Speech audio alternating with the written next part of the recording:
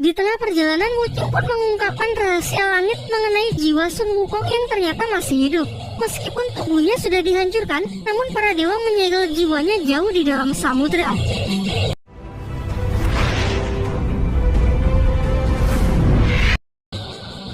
Singkat cerita, sampailah mereka di pesisir pantai Cina Selatan. Terlihat pilar-pilar raksasa yang digunakan sebagai alat untuk menekan kekuatan Sun Wukong, mencegahnya agar tetap tersegel. Berdiskusilah mereka untuk memutuskan siapa yang akan menyelam untuk membebaskan Sun Wukong. Biksu Tong dan Patke tak berpengalaman sedikit pun, apalagi Wuching yang merupakan siluman pasir yang tak tahu apa-apa soal laut.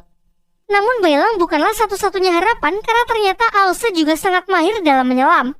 Bahkan kekuatannya akan meningkat drastis jika ia berada di dalam air. Belum selesai membujuk Aosu, mereka pun dikejutkan oleh kemunculan Raja Naga Laut Selatan beserta ketiga putranya berniat menghadang mereka. Terlihat Aosu yang seakan menghindari pertemuan tersebut, karena terungkap kalau Aosu punya masa lalu yang kurang menyenangkan dengan mereka. Diceritakan Aoilong, putra sulung dari Raja Naga Laut Selatan, dahulu sering sekali membuli Aosu saat masih kecil. Bahkan sekarang pun masih sama. Ia merendahkan Aosu dengan kata-kata kasarnya.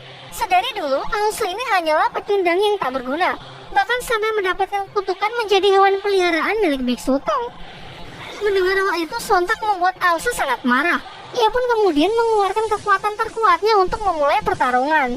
Akan tetapi Biksu Tong mengambil alih pertarungannya dan menyuruh Aosu agar fokus saja menyelam untuk menyelamatkan Sun Wukong. Sedangkan Bailang sudah lebih dulu masuk ke dalam air. Berbeda dari kebanyakan film Wukong yang menjadikan Biksu Tong sebagai beban, di sini diperlihatkan Biksu Tong dengan kemampuan fightingnya yang lumayan bisa diandalkan. Dengan cepat putra sulung dari Raja Naga bisa ia pukul mundur. Aosu yang bergegas masuk ke dalam air sempat dihadang oleh Raja Naga. Raja Naga pun mencoba menyerang mentalnya dengan mengatakan bahwa Aosu adalah aib bagi klan naga karena sikap liarnya. Beruntung dengan sigap pula Biksu Tong berhasil mengatasi Raja Naga sehingga Aosu sukses masuk ke dalam air. Meskipun putri dari Raja Naga yang bernama Aoling bergegas menyusulnya. Di dalam air Bailang sempat panik karena sudah banyak prajurit istana naga yang menghadangnya. Di saat itu juga Aosu muncul membantu dan berhasil mengalahkan mereka semua. Sedangkan Aoling yang tadi menyusul ternyata hanya mengamati mereka saja. Aosu pun juga berkata bahwa ia tak ingin menyakiti Aoling.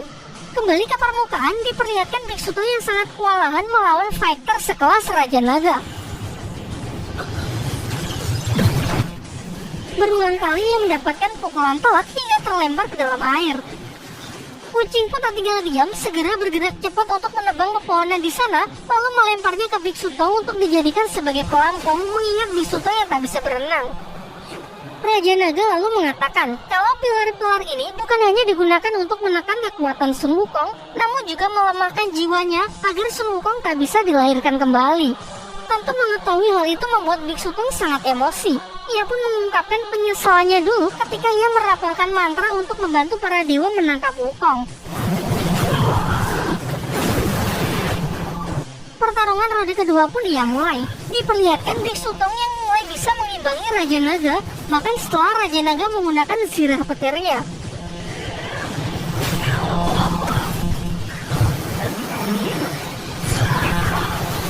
Memaksanya menggunakan wujud naga demi mengalahkan Biksu Tong. Di waktu yang bersamaan, Patke juga tengah serius bertarung melawan putra kedua dari Raja Naga. Tiba-tiba terlihat satu persatu pilar di sana yang mulai runtuh. Dan benar saja, karena di dasar laut, Aosu berhasil menjalankan rencananya menghancurkan pilar-pilar tersebut. Sementara Bailang yang sama sekali tak bisa membantu, diberitahu Aosu kunci untuk menggunakan kekuatan roh naga Yuzong yang ada di dalam dirinya. Hal ini ternyata berkaitan dengan latihan yang diberikan Biksu Tong sebelumnya mengenai ketenangan pikiran. Untuk menguasai roh naga, Bailang haruslah menenangkan pikirannya dan bersatu dengan alam. Sampai akhirnya dengan arahan dari Aosu, Bailang pun berhasil mengeluarkan kekuatan roh naganya untuk membantu menghancurkan satu persatu pilar tersebut. Melihat kekuatan Bailang sedikit mengingatkan Aosu dengan sosok Yuzong yang dulu memiliki hubungan dengannya. Singkat cerita, Bailang pun bertemu dengan Sun Wukong dengan banyak pilar yang menancap di tubuhnya. Wukong pun mempertanyakan bagaimana Bailang bisa sampai ke sini dan dari mana ia mendapatkan api penyucian yang ia bawa. Bailang lantas menceritakan semuanya tentang rencana pengembalian benda tersebut, termasuk rekan-rekannya yang berjuang di atas sengaja datang untuk membebaskannya.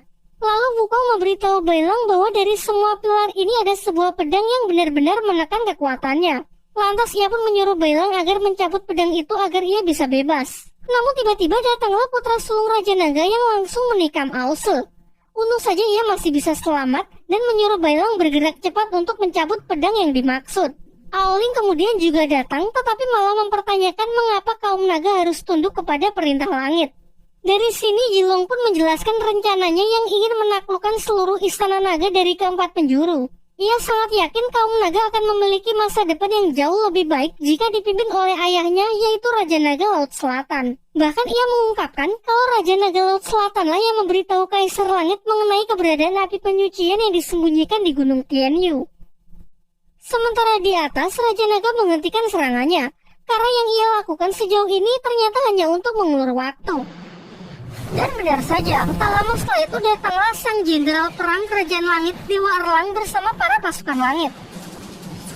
Untuk menghindari pertumpahan darah yang sia-sia, Dewa Erlang pun menawarkan dua pilihan.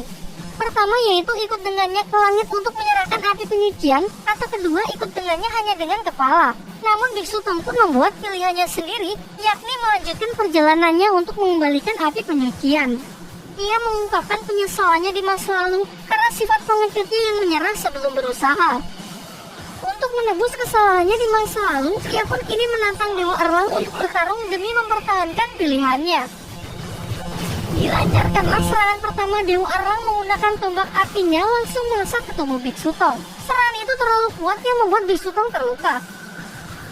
Beruntung serangan kedua berhasil Wucing Tangkis yang datang membantu gurunya.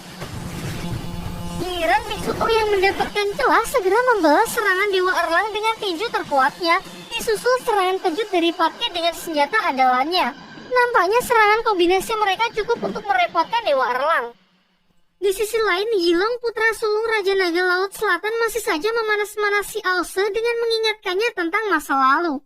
Diceritakan dulu saat masih di akademi, Auselah murid yang terlemah. Yilong dengan bakatnya menjadi murid yang pertama menguasai teknik roh naga, sedangkan Ause dibully yang bahkan belum bisa terbang. Disinilah peran Yuzong muda yang datang membela Ause. Ia juga merupakan murid yang berbakat di akademi tersebut. Berbeda dari Yilong yang sangat angkuh, justru ia sangat ramah membuatnya menjadi teman pertama dari Ause. Ia memberikannya semangat, juga tak keberatan mengajari Ause terbang serta banyak hal lainnya. Ia pernah berkata kalau Ause bukanlah sampah seperti yang dibilang orang-orang. Justru ia bisa melihat potensi unik yang ada di dalam diri Ause. Mengingat hal itu, Ause pun kini bertekad untuk menunjukkan potensinya tersebut. Sebuah kekuatan petir merah yang ia lepaskan seketika membuat Yilong tak bisa bergerak. Sekarang giliran Auselah yang berada di atas angin dan mengatakan bahwa kemampuan Yilong sama sekali tak ada apa-apanya. Amarahnya yang menumpuk selama ini membuat Ause ingin balas dendam dengan membutakan salah satu mata Yilong.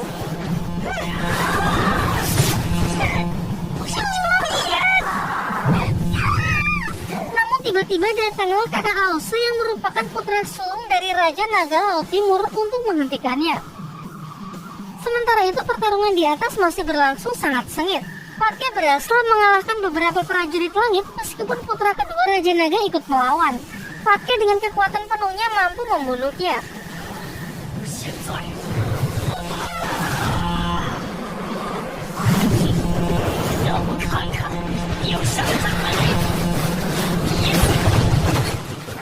Namun sayangnya Biksu Tong benar-benar bukan tandingan dari Dewa Erlang. Tubuhnya bahkan gemetar dan mengeluarkan keringat dingin karena ketekanan kekuatan Dewa Erlang yang luar biasa kuat.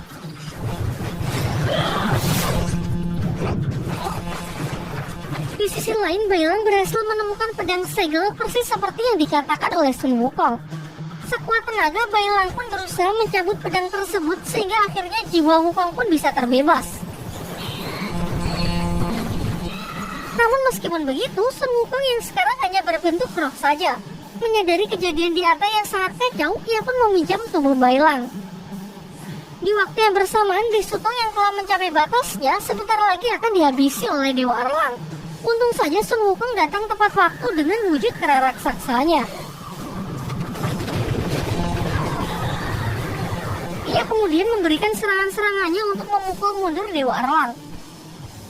Lalu ia menemui Biksu Tong. Terlihat para adik seperguruannya yang sangat senang melihat kakaknya telah kembali. Walaupun begitu, Wukong tak bisa menahan amarahnya kepada Biksu Tong yang kala itu malah membantu para dewa. Ada saja saat itu mereka mau bekerja sama, mereka bisa kabur meninggalkan Istana Langit. Ya, tak ada gunanya juga mempermasalahkan masa lalu. Ia pun segera berbalik untuk kembali menghadapi Dewa Erlang. Namun karena ini bukanlah tubuh aslinya, membuatnya tak bisa menggunakan seluruh kemampuannya. Ia kemudian menyuruh Biksu Tong dan yang lainnya untuk menunggunya menyelesaikan pertarungan. Pertarungan pun kembali terjadi. Wukong memanggil pasukan keranya untuk menyerang Dewa Erlang, namun dengan cepat bisa segera diatasi oleh Dewa Erlang. Ternyata semua tadi hanyalah ilusi untuk mempermainkan Dewa Erlang. Tibalah duel yang sebenarnya dengan serangan kuat milik Wukong yang mengempaskan Dewa Erlang.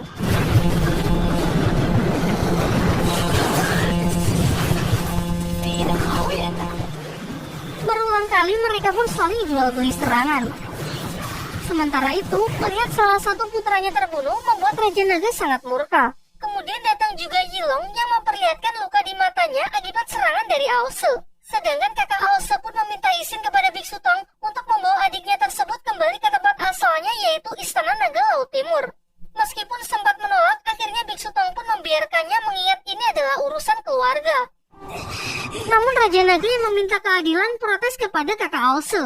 Ia mengatakan kalau seharusnya sesama bangsa naga harus saling membantu. Namun kakak Aose pun malah mempojokannya. Ia berkata bahwa ia sama sekali tak tahu mengenai Sun Wukong yang disegel di tempat ini. Menurutnya terlalu banyak kejanggalan sehingga perlu diselidiki lebih lanjut mengenai keterlibatan klan naga laut selatan dalam masalah ini. Ia pun akhirnya membawa Aose segera pergi ke tempat asalnya, yaitu Istana Naga Laut Timur. Sedangkan Biksu Tong dan yang lainnya beristirahat sembari menunggu pertarungan Sun Wukong. Sebagai jenderal tertinggi, jelas kekuatan tempur dari Dewa Erlang tidak diragukan lagi. Sementara Wukong sama sekali tak diuntungkan karena tak bisa mengerahkan seluruh kekuatannya akibat batasan tubuh Bailang yang ia gunakan. Ia pun memanfaatkan berbagai kecerdikan dengan mengubah dirinya menjadi ribuan Wukong mini untuk menyerang Dewa Erlang dari segala sudut. Sayangnya Dewa Erlang bisa mengatasinya dengan sangat mudah dan malah mengatakan trik murahan seperti ini bukan apa-apa bagi dirinya. Hingga akhirnya Wukong pun mendobrak batasan dari tubuh Bailang dengan berubah ke mode kera raksasanya. Berhasil mengajar Dewa Erlang bertubi-tubi. Semakin kesal, Dewa Erlang pun yang awalnya tak ingin menggunakan kekuatan penuhnya, tak ada pilihan lain. Lantas serangan terkuat dari tombak apinya ia keluarkan yang mampu menembus pertahanan terkuat milik Sun Wukong.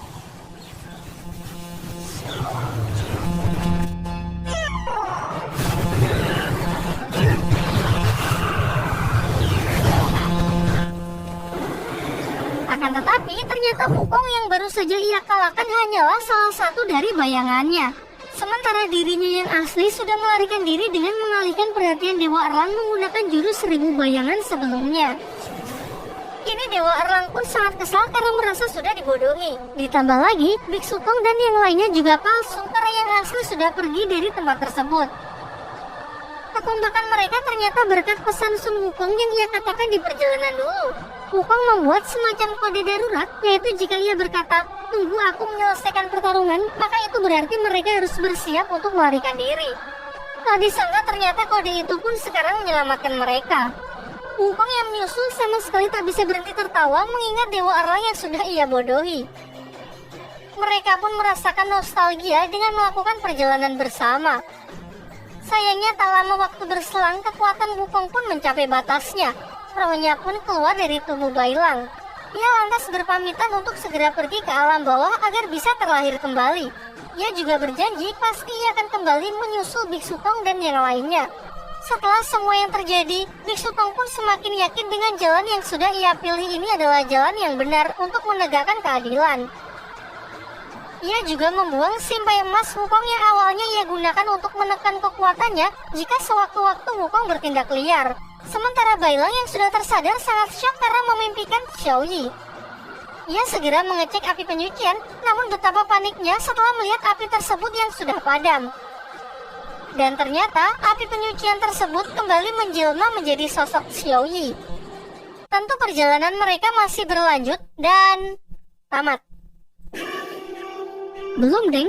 Atau lebih tepatnya lanjut ke season 3 ya. Namun sayangnya season 3 masih ongoing. Ya, nanti pasti akan dibahas sih. Jadi, mohon bersabar.